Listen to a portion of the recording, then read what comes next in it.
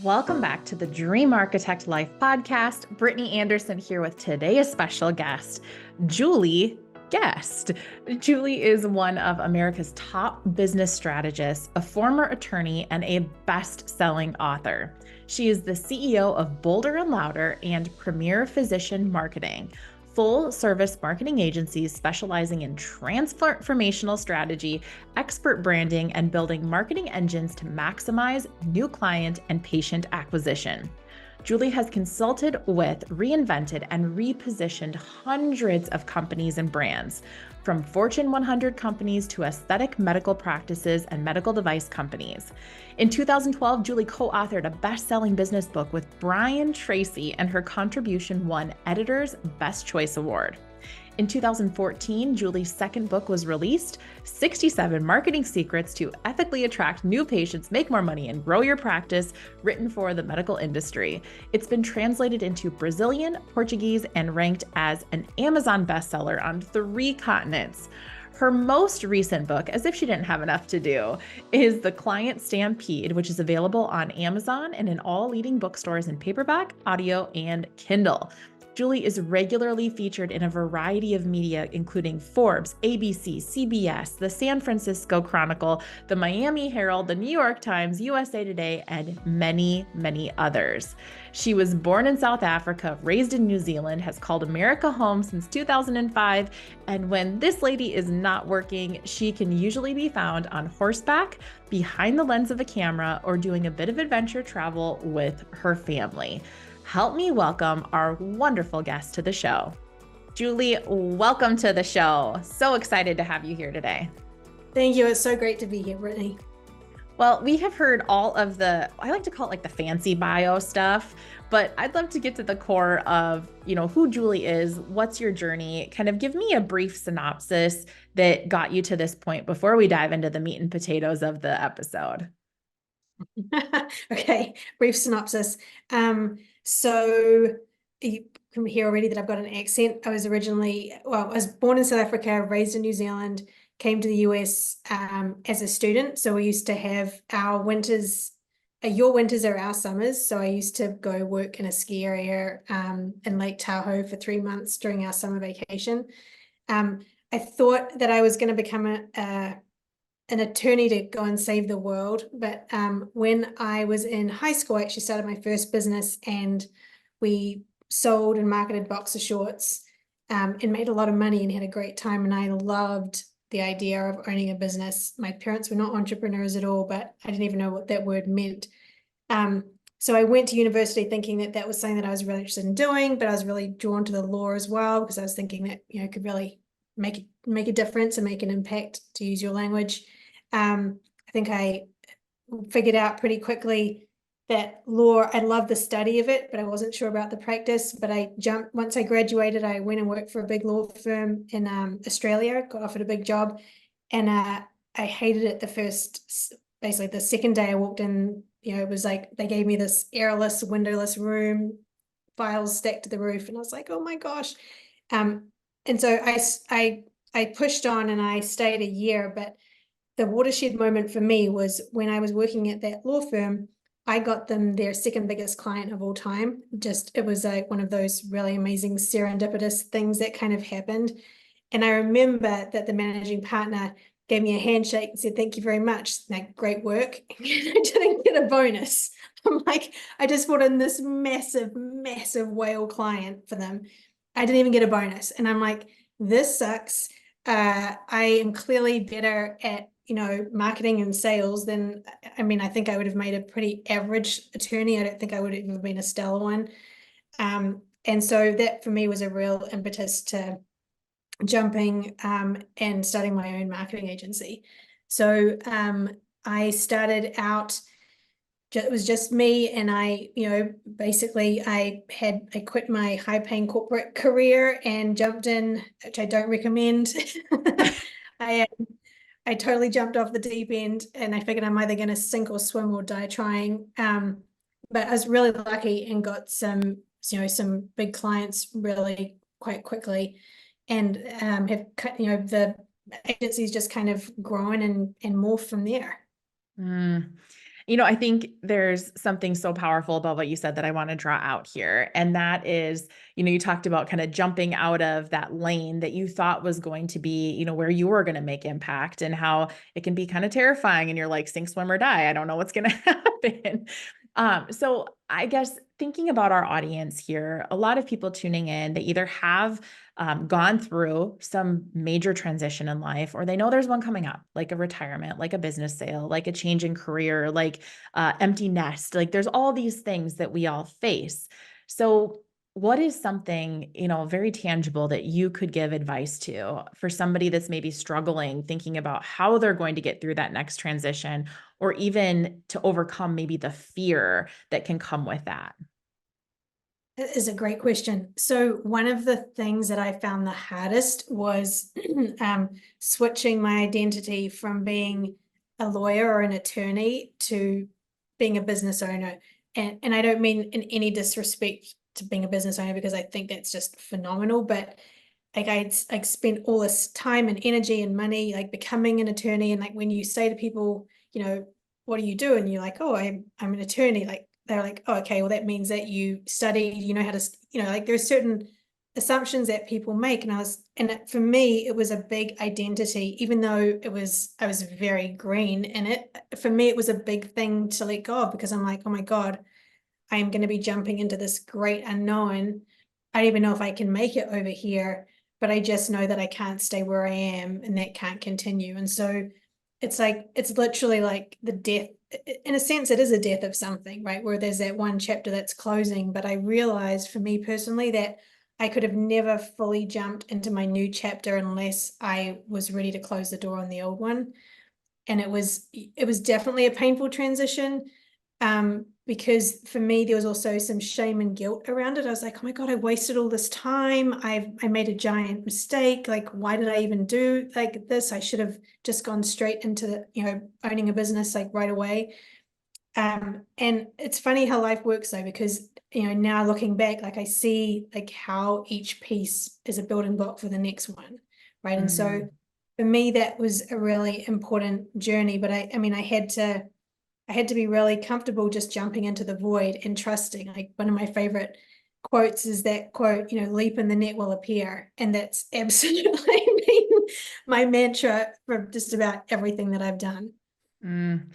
Yeah, well, first of all, I have to tell you secretly, I'm having this moment of gratitude because I actually worked for a couple attorneys. I was in high school and I thought that that was the world I wanted to get into. I thought, man, I'm good at making my stance, and I think that I could make a difference for people and all of this. So I was doing this. I was working for these two attorneys, and one of them called me into his office one day and was like, I feel inclined to give you a piece of advice if you're thinking of coming into this field. And I'm like, that eager kid who, I think I was 16 or 17 at the time, and I'm leaning in and I've got my paper and my pen, and he's like, don't become an attorney.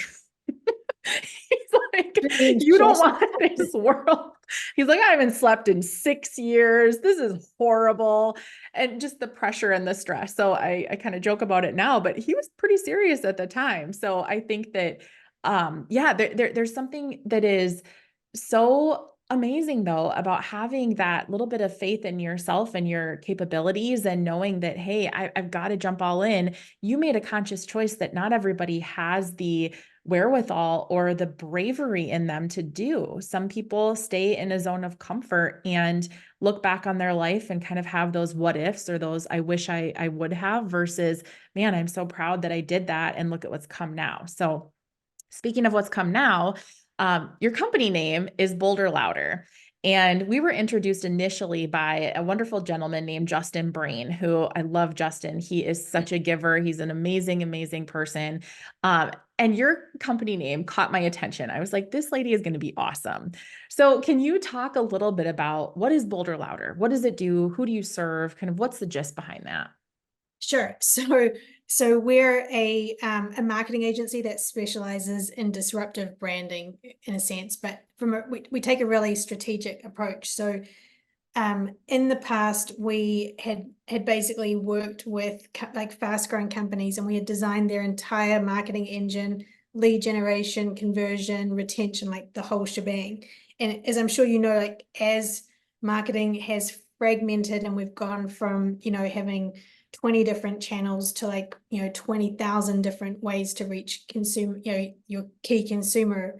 It's just got so fragmented. And so for us, I realized when I was like looking at our agency, like the impact that we make for our clients, like that, like the 20% of what we do that makes the 80% of the impact for our clients is in the business strategy and creating a brand identity, messaging, and packaging up their products and services in such a way that will really attract their target market is kind of our sweet spot. And as soon as I realized that was where our biggest impact was, I was like, wow, this is actually great, because now we can take our clients' information, do our magic, and then pass it on to a digital marketing agency. We give everything to them on a silver platter because we've done all the hard work, and then they can just run the ad campaigns for them. And so as soon as that happened, it was really, really freeing. But kind of a segue to my growth of my agency. So not long after I had started it, I had bought a house in Los Angeles at the top of the market in 2008. So right at the top of the bubble, basically. And we had beaten out, so many other homeowners, we'd lost out on houses before. And so we were determined to get this one. And I was married at the time, and we ended up buying a house in Southern California. It was on a postage stamp size piece of land. We paid way over market. We were in a bidding war. I hadn't even done the due diligence properly on it. There was a white, I remember the day after we closed, it was the day that we closed, there was a white brick wall at the end of our street, and I had never stupidly even looked over to see what was on the other side. And so that day that we closed, I went and took the dog for a walk, and thought I'll just peek behind the wall and see what's there.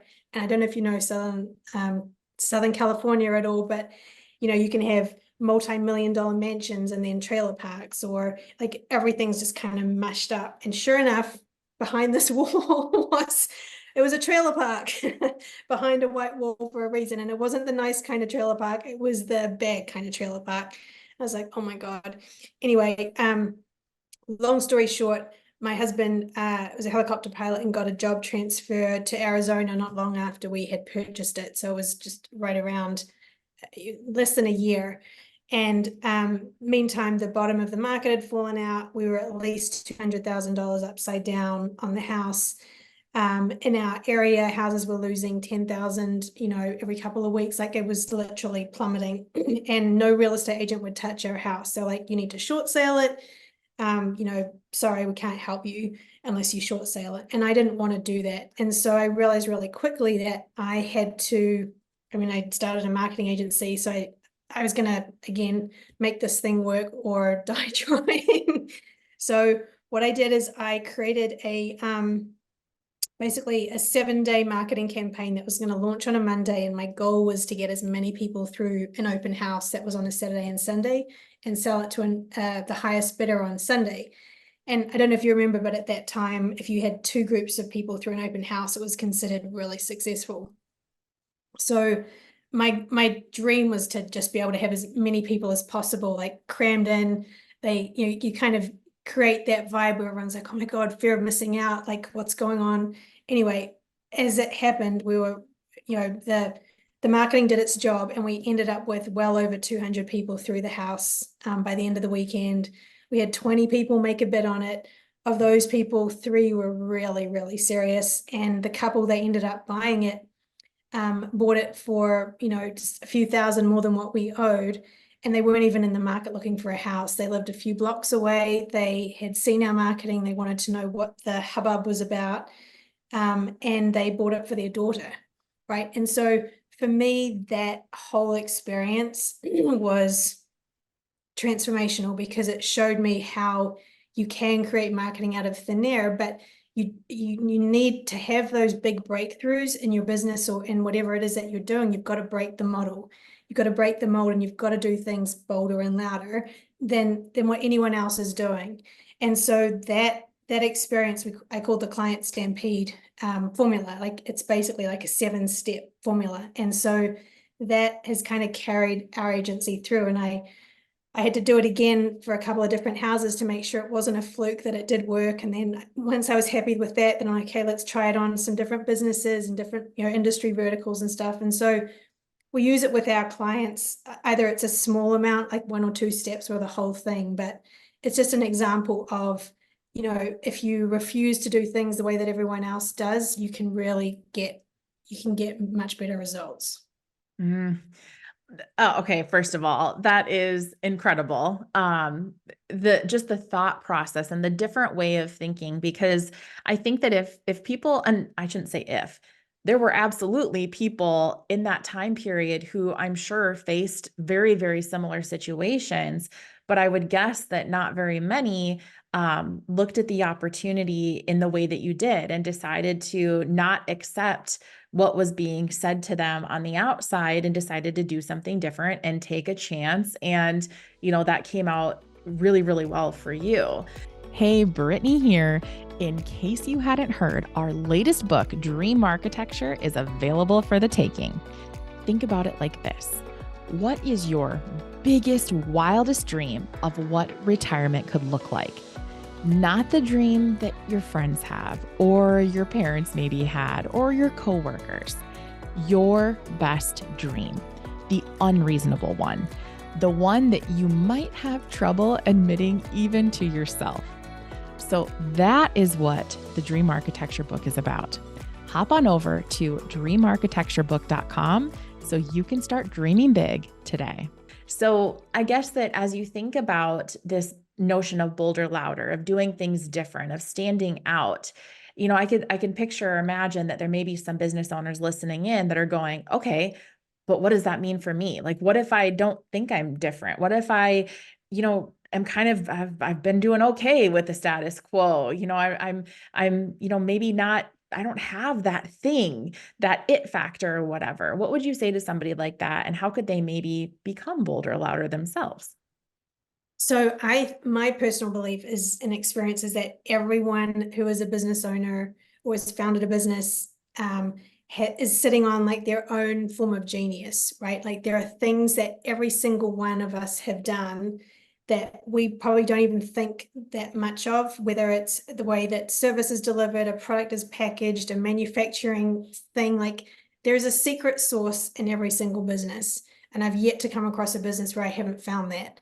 But the thing is that it's like, whatever that saying is, you can't read the label of a jar from inside the jar, right? Like the hardest thing is to try and figure out what that is for your own business.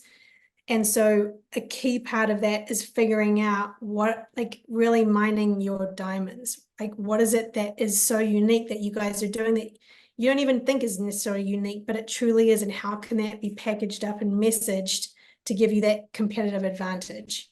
So it could be something as simple as, I'll give you an example. So one of our clients some years ago had one of the most commoditized businesses ever, like mulch, right? They were in the landscaping business, a family-run business, and they had mulch. And they made a lot of money selling mulch, but mulch is always, compared price-wise, it's treated as a commodity. It's interchangeable. You might get red mulch, black mulch, maybe it's, recycled timber, or maybe it's native timber. Well, once we did our kind of brand excavation, we dug in there and we saw that actually there's different kinds of dyes that are used. There's different kinds of, some are made with recycled pellets that might have chemicals leaching into them. And we created a proprietary process for this client so that their mulch completely stood out and could no longer be compared with their competitors, because it was in fact a different product, but they never thought of it as being a different product, right? But it had been sitting there all along. And so that competitive differentiation, even though it was there, they had never leveraged it or been able to communicate it or articulate it. And so that's like that little hinge that swings that mighty big door. So to get, first of all, I love that. And what a great example, and such a an interesting example too, because you wouldn't think when I think about mulch, you probably wouldn't think that there's some creative way to market that and to make that special and unique and interesting. So I find that fascinating personally. So what would be, what would be one of the first steps that somebody could take if they're like, you know what, I'm hearing you, I'm seeing this, like what's something that they could do to look intrinsically in their business to kind of find that sweet spot? Is it something that they've been called out for, that they've, maybe been recognized for positively by their clients? Is it, digging apart their internal processes? What's something that they could do as a first step? Oh, good question. So I think it's usually something that is more hidden. Like it would be great. It would be so wonderful if it's something that you hear from your clients all the time. So maybe that is a good first step to like excavate and see what the feedback is that your clients or your prospects keep telling you that you guys are doing well, right? Like that's probably a really good starting point. To take it to the next level, it's likely going to be something that people don't know about, but that is sitting there that's kind of ripe for the picking. So I guess there's two different ways to approach it. So one is like really leverage something that you're already doing and take it to the next level. Or the second thing is to actually go much deeper, find the thing that people don't even know that you're doing even better and leverage the heck out of that. I love that. And, I'm going to pivot this a little bit here because I think that sometimes, what, like you said, you can't see the label from inside the jar. Sometimes things are so obvious from the outside looking in. So you could come into somebody's business and point out 5 things that if they immediately tweaked, and they don't have to be huge changes, but little levers that are tweaked could make all the difference in the world. So I also think that along those lines, putting yourself in rooms with people that are maybe thinking bigger, that are, thinking different, that are bringing different levels of value and impact to the table. I know that my co-host on the show, Brian Sweet, you and I were introduced through Justin Breen, and then ironically enough, the stars aligned, and all of a sudden you're in a mastermind with Brian, and there was no like connection there until it's like, wait a second. We all kind of know each other now, ironically. So can you just talk, Julie, about maybe the experiences you've had by putting yourself in those rooms with the big thinkers, with the people that are, making change and impact, and maybe how that's impacted your own journey? I mean, honestly, it's so transformative. I think it's like every day I feel like it's a battle to think big and to act big. Like the world is trying to pull everybody down and the naysayers, right? So for me, it's a daily struggle to keep the vision and keep the energy and keep that, not so much the motivation, but just really keep that big picture in place. And I think one of my mentors some years ago said that an entrepreneur is the loneliest person in the room, right? Like typically, even though we have big teams, like they're not on the same, you can't speak to them in the same way that you could a fellow entrepreneur. And so for me personally, I knew that this was going to be a team sport and that I had to surround myself with people who were far more successful than me, far bigger thinkers. And I'm really impatient. I don't like doing things the long, hard way or just the long way. I'm like, there's got to be a shortcut here. So tell me, I'd much rather learn from people that have made all the mistakes before me and I can take their learnings. And so like in the first year of that I opened the agency, I invested well over $100,000 in masterminds, in trainings, and everything I could get my hands on to fast track my knowledge and success. And as a result, I took it to 6 figures in within 6 months, which was unheard of. But I would have never, ever, ever have been able to do that on my own if I had just tried to do it myself or read books or done it sort of a linear fashion. It was only by putting myself in those rooms that literally like my thinking was blown up. It transformed the way that I thought about my business and the way that I thought about obstacles, right? Because I always had considered obstacles as, well, not stopping points, but pausing points. And like now I see obstacles as like these amazing things to like leap over, and they're actually usually really big opportunities. Mm. So I think along those lines, because number one, you're so right. I think about, well, there's two things there. There's one thing to put yourself in the room, but then the secondary part of that is to take action towards the things that are meaningful for your life and for your business. And I think that, sometimes we can get in that trap of like idea fatigue, where you leave some of these like masterminds or these groups or, these different things that are stimulating ideas and, new concepts and opportunities. And it can almost be like overwhelming, right? So then you get in your own way. So I would love to hear from you. This can be through working with your clients. This could be from putting yourself in these great rooms. Where have you seen people get in their own way and maybe not reach their fullest potential or, not do that thing that could generate great success for them? That's such a good question. I think, so I'll talk about my own experience first, and I'll tell you about what I've observed. So my own experience is that I used to go to these masterminds, and I'd be the one that had the iPad or the piece of paper, and I would literally come away with well over 100 to-dos, things that have, like massive lists. And I would never, ever even remotely get through them, but it made me feel really productive in the moment. And I'm like, this is really good. Like, it's getting in my brain. And over time, I have learned that less is more. Right. And so now, like, I do strategic coach. I'm in the 10 times program with Dan Sullivan and with Justin. And I come away from each session typically with no more than 5 things. Right. But every quarter, they're the right. I know that they're the really big strategic things that will move the needle. And every quarter I get them done. So as opposed to getting like 95% I don't get done. So that is something where that has been really instrumental for me. And then things that I've observed, one of the biggest ways that I feel like people self-sabotage is by overthinking, right? And it was a friend of mine said to me once that, the devil gets in our head 3 different ways: through doubt, through delay, and through distraction. And I think that overthinking is what really causes like that huge doubt, and you get like, what is it? Paralysis by analysis. Paralysis by analysis. Yep. Yeah.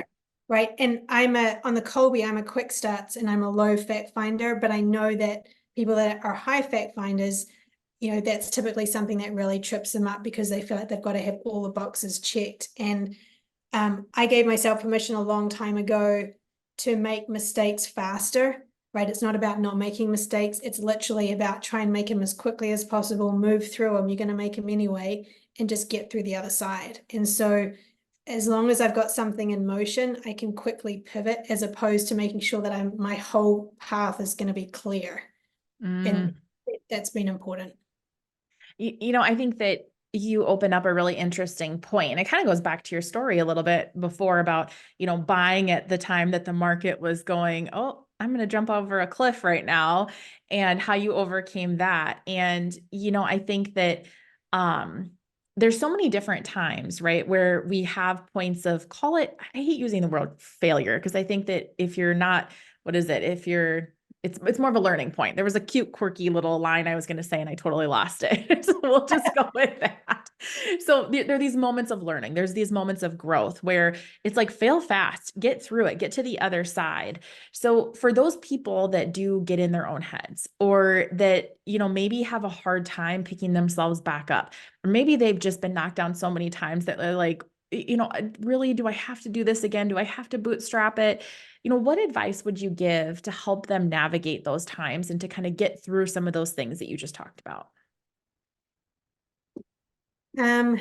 So I think one of the key things is figuring out like what happened, right? So why are you feeling this way? For me, usually if I'm feeling like that, it usually means that I'm overwhelmed and tired, first and foremost. So if I can if I can unhook from everything digital and just go and spend time in nature or sleep, like just completely recharge, even if it's just for a couple of hours, usually that will reset my vision and my tolerance, and then I can kind of pull myself back together.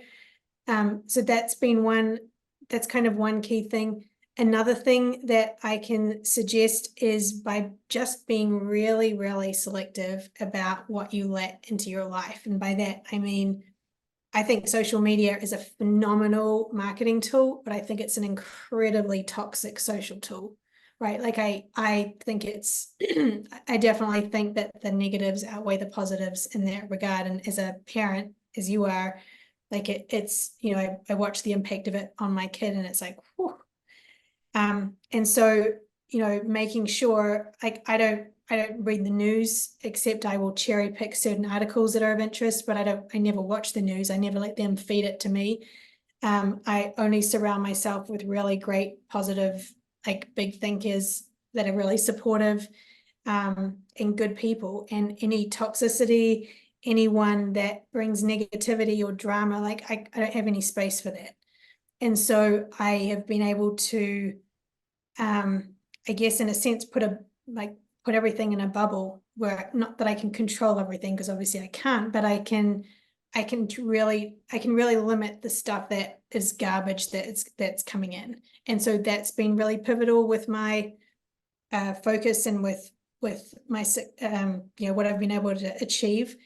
It was really critical when I was starting my business during the recession. I remember I was in Michigan, in Ann Arbor, and everybody was leaving Michigan in thousands. Like that was the collapse of the automobile industry. Like it was really catastrophic. I remember meeting people that had been unemployed for 3 years, like not one or two. Like it just completely blew my mind. And I'm like, oh my God, like this is so bad.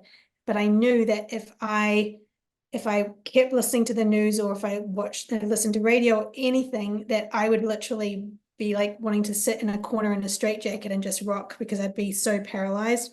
So I was like a horse with those blinders on. Like I let such little amounts of information in, and I just kept surrounding myself with the right people, mentors, masterminds, and just kept plowing forward.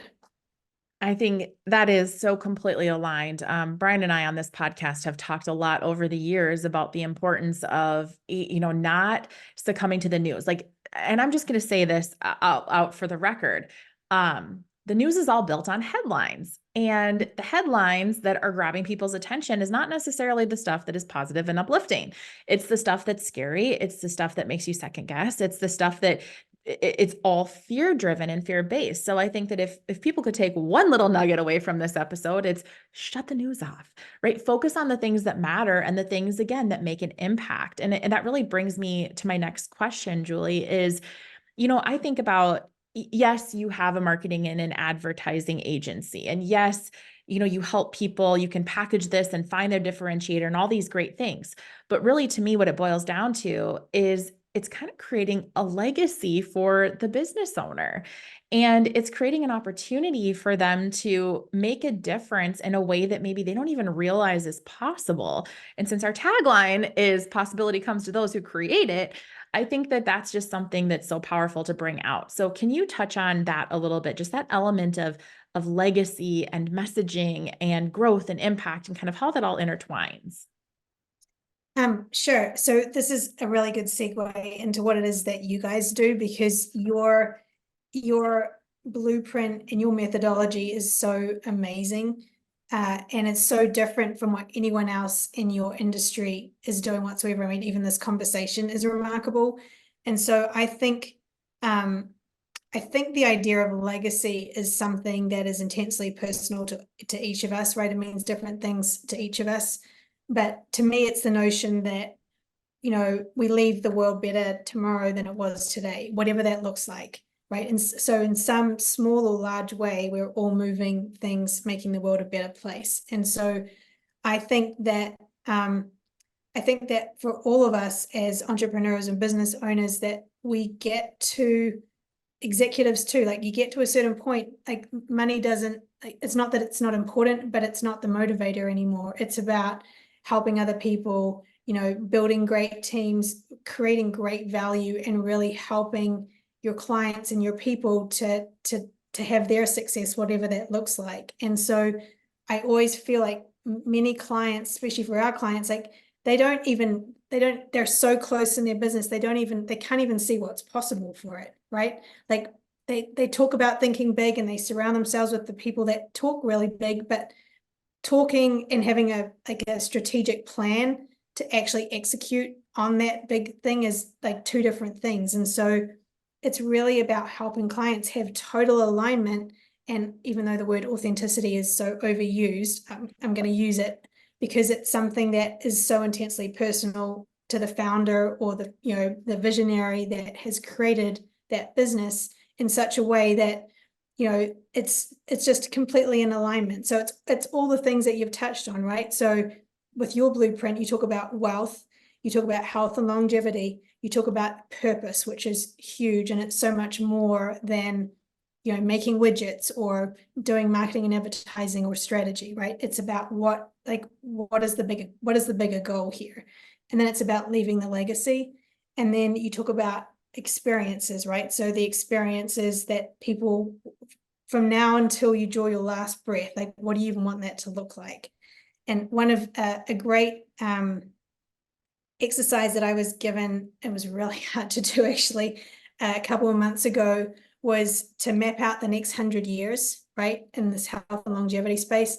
So you've got another 100, I've got another 100 years to live. So what do I want each decade to look like? And what are going to be the key goals in each decade? And then breaking that down as like talk about a mind expanding exercise. I found it really, really difficult, but it was something that, again, really helped me focus my thinking in terms of what's important and really what isn't.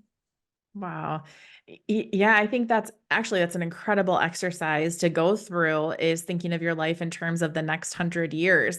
And I think if nothing else, and for some people that might be really, really difficult to where they like don't even take action on it, but just start with one decade, right? Just start with the next decade and make those conscious decisions. And, I'm a huge believer in creating intention in your life, because I've been the victim, or not the victim, that's a terrible word. I've been the decision maker on the other side, to say that I've just kind of gone with, yeah, whatever opportunity. It was like, I've been the yes person, and I've realized that can be so harmful in so many ways and can get you off track, actually. So I think creating that intention, having that focus, and really looking at, again, I go back to impact. It's what impact do you want to make? What imprint do you want to leave on this world? And how do you want to do it? The more people that you can help, I think that the greater the spread is. So I just think that's such a cool exercise and a great mentality to really think about things in that way. So Julie, before I get to my last question or two, if somebody wants to get a hold of you, they want to learn how you can potentially help them become bolder and louder and differentiate themselves, how would they do that? So the best way is to go onto our website. We've got I think it might say get started or contact us. There's there's a questionnaire on there that they can complete. And then basically we'll schedule like a 55-minute consult. So there's no charge for it, but they do have to commit to time and being able to go through a series of questions. And a lot of people that have done it have said that the questions were more insightful than anything else. So it's kind of like a diagnostic tool. So just bolderlouder.com with no U. Awesome. Bolder. Awesome. Well, Julie, my last couple questions for you. Number one is, when you think about your future and your next, what are you excited about? What's getting you out of bed in the morning? Oh my gosh, so many things. I'm really excited about how AI is going to separate people and businesses and products and services, not in probably the way that most people are expecting. They're like, oh, automation and stuff, like not at all. I can't wait to see the creativity and the brand genius that's gonna be needed to be created as companies have to differentiate themselves in ways other than just plain digital marketing. Like in our industry, digital marketing is going to be one of the fastest things that AI is going to take over. Like my prediction is within 2 years, most digital marketing agencies are going to be almost gone, right? Like one of our colleagues right now is working on this incredible app where literally you can just type in a few variables and it will optimize Facebook, Instagram, and Google pay-per-click right, what used to take teams of 50, 100 people, weeks and weeks of research and planning can be done. And it's not perfect yet, but it's on its way. And so once that digital space becomes like a level playing field, I'm really excited about seeing how companies then, like, that's when the real creativity and the real connection with their clients and their services, and like everyone's going to have to up level to differentiate. And I think that's going to be super exciting. So that's one thing. Another thing that I am really excited about is just the I guess the rate of change that things are happening at, right? Even though it's terrifying at the same time, like, this is where true innovation happens, where you don't have time to really flesh out something. You have to go with the current biggest opportunity that feels right at the time, and then just run with it. And so I think that's like, these are incredible times for entrepreneurs, like mind-blowing times. So that's really exciting to me. I love both of those examples. So Julie, to round us out today, what haven't I asked you that I maybe should have? Let's see. Such a good question, Brittany. Maybe the question to ask me would be, like, what's the one thing that I wish that I had done differently, or that I know now that I didn't know, 5, 10 years ago, like whenever. All right, let's hear it. I like this. Okay. So one of my biggest, most humbling learnings is always to trust your instinct, no matter if you're a fact finder or a quick start. It's like, I truly believe that all of us have like the power of intuition. I know that sounds like very frou-frou, blah, blah, blah, call it gut check, whatever you want to call it.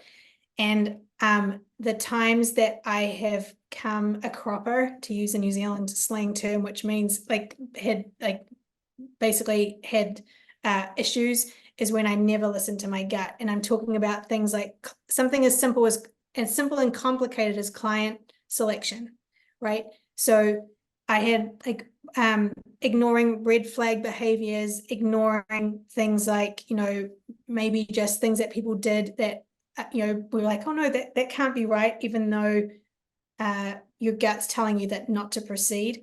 So the one thing that I wish that I had done more from the beginning was trusted my intuition and just trusted myself, as opposed to second guessing or letting other people, like logically try and tell me things that then ended up being incorrect.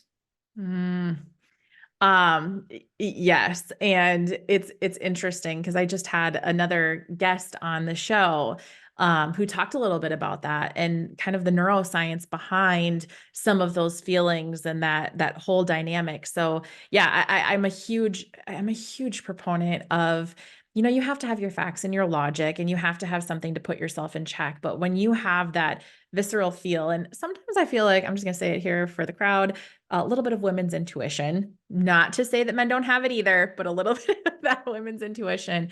Yeah, I can think of so many times where, you reflect back and you're like, I knew, like deep down, I knew the direction this was going to go, and I chose to go against it. And most times that doesn't fare out as well as if we would have listened to that little voice in the first place. So I think that is so invaluable.